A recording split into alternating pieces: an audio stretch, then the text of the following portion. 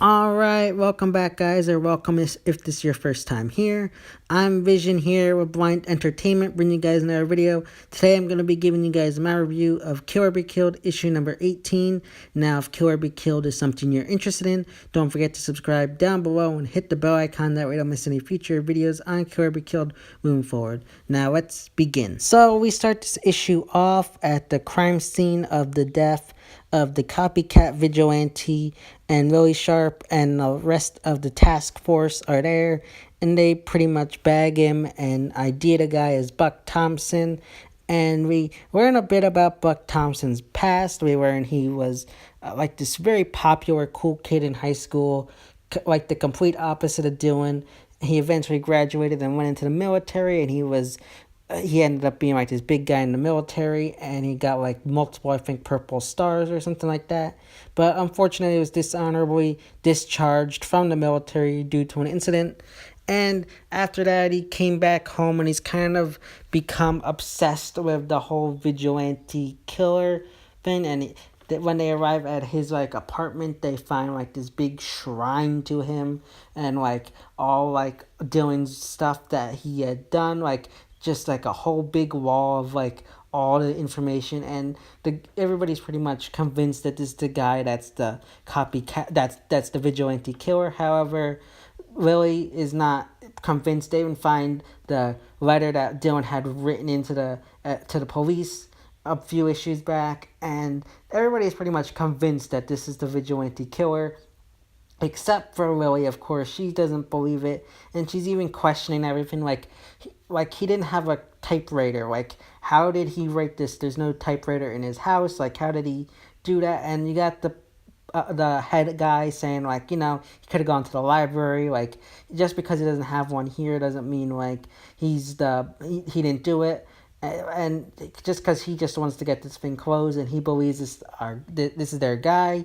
And then Willie begins questioning more stuff, like how this Buck Thompson wasn't connected to the first couple like vigilante murders. Like, he had no like affiliation with the guy that was the child molester, and like the weapon didn't match. So she's like kind of questioning these things, and like trying to figure everything out. Like, meanwhile, everybody else is like trying to like move on. They like are giving out accommodations and pretty much packing everything up. Like, everybody's leaving, and she's still convinced like that there's still something else going on here. They didn't catch the real vigilante killer, and you got the head guy telling her, come on, let's just end this. Nobody likes it when you keep the case open. Everybody believes they caught the guy. Come on, let's just drop it and move on, and just come on, let's just do other things at this point. And she's just kind of giving up, and she decides to forget what everybody's telling her, and she begins looking up her own stuff, and ends up going through all the tip lines. And we get a few panels of her calling up people on the tip line, visiting people, and just getting all this information. And like we got, and during all this time, we got Dylan's narration of all this stuff at the same time, and he's talking about how tedious it is. And I like how they brought that stuff up, because this is tedious work for police officers and stuff. Like, they have to go to all these people's houses, take their statements, and like half these people could like just be crazy, or just want in their 15 minutes or whatever. So you gotta take all these with a grain of salt. So I really like how they add that kind of thing in. But eventually she comes to one of the tip lines, and it ends up being Mason. Remember back a couple issues where Mason had called in saying he knew who the vigilante was, and Willie goes to his apartment, and they talk, and he ends up informing her, my roommate used to work all weird hours. He like came home beat up one time, and like she begins kind of questioning some things. She just kind of takes his statement, gets more information, and really ends up getting a photo of Dylan, one from a couple issues back. And Mason tells her to keep it. It's just bad memories.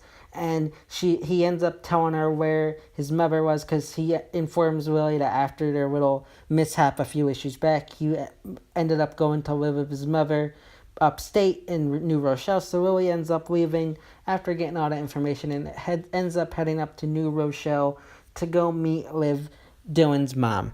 So Lily ends up going to Dylan's mom's house, and Dylan's mom kind of gives her some information.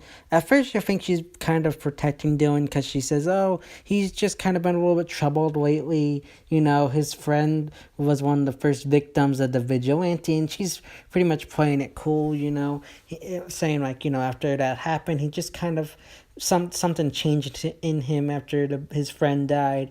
Just saying, oh, he's just kind of going through this thing. But then she kind of brings up some other stuff, and it leads Lily into going into investigating the house. And she goes upstairs after the mom mentions that he became obsessed with, like, the demon and stuff. And she goes upstairs and goes through some of the stuff upstairs and finds the gun that links Dylan to the other couple murders, and she ends up realizing this is our guy. I finally figured out the link that I need, and she decides to take this and go to one of her friends from her former task force, and she meets the guy at this, like, diner place, and she tells him, you know, I think I finally got him. The police were wrong. Buck Thompson wasn't the guy. And this guy is telling her from her former task force, like, come on, they've already handed out these accommodations, people are getting awards, everybody's moved on, come on, you don't want to open up this case, it's been closed, nobody likes it when you reopen a case. And Lily's just not listening to the guy, and she's saying, you know, do what you gotta do. I'm gonna go at least talk to the guy and take his statement, see what he has to say. And she gives all the detective or former task force member all this information and just heads out. And then the issue ends on this big reveal that the guy on the task force is working with the Russian mob, and he ends up calling up the Russians and telling him, you know, I found the guy, he's the right guy this time, and I got his name and know where he is. And I like this issue. I think I have a little issue with the storytelling in Kill or Be Killed because, like, with the Kira issue, like this issue, we get these issues where, like, you have the story being told from, like, the point of view of Lily and Kira. And in real life, Dylan wouldn't know what these two are doing. In real life, a person wouldn't be able to connect these dots so much that they'd be able to tell this person's story. That it just is not really realistic that this would happen. So I don't. It's okay for what we got. And then at the end, with the big reveal of the Russian, it just felt like they wanted a big bang to happen in the next issue or in the last issue, and they thought, oh, let's bring back the Russians. Everybody's gonna think, oh, MG, it's like this big reveal, and it's just, I don't know. I feel like unless it's, like, amazing, which at this point I don't feel like it's gonna be, it shouldn't have been included, and I'm just worried that they're trying to build up this big moment at the end that's just gonna be kind of fall flat and be nothing and be like kind of just a blah ending. And I really hope that doesn't happen, but I'm just a little bit worried that might be where we end up with the ending to Kill or Be Killed. But leave your thoughts and opinions of this issue in the comment section down below. Let me know what you think. Do you think some of the storytelling is a little bit weird, like I do, like how Dylan's able to tell the story of what happened with Kira and Lily? And do you think we'll see Kira, speaking of which, because we haven't seen Kira in a while, and I'm just curious, do you think we'll see her and bring her back for one of the final two issues? So leave your thoughts and opinions in the comment section down below. So yeah, guys, that's my review of Kill or Be Killed issue number 18. If you like this video, give it a big thumbs up and share. And don't forget to subscribe down below and hit the bell icon, that way you don't miss any future videos on Kill or Be Killed moving forward. This has been Vision here with Blind Entertainment, and I will see you next time.